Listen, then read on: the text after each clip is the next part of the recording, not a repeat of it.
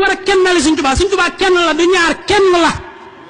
sori na sellantu jot na te wej jot na am ku mën a leeral ko daa am ñu xam ci lu wax ji ndax sori na sellantu ngir kala naa màggal gi kañ la tana dem danga ndax xile tontoom am na noo du la na wej ji ñeel ka mën a moo na mi ay jatana nu wéy ku wéy nun nu wéy ku laggulit lagg na màggal gi kañ la a cam-cam burki nag dagana ci yem ko koy réere cam-cam rabbana rëbb na 18 safar Cheikhuna Ahmadu mi ku ne na yémeen gi yéeme na moo ciy sant buur rabbana 18 safar mi le na soññeeti gaayitana Ahmadu Bamba na ngeen ko sant la rabbana ma ñal li ñëpp ku tëtëm na farru tana ku am cërub yiw na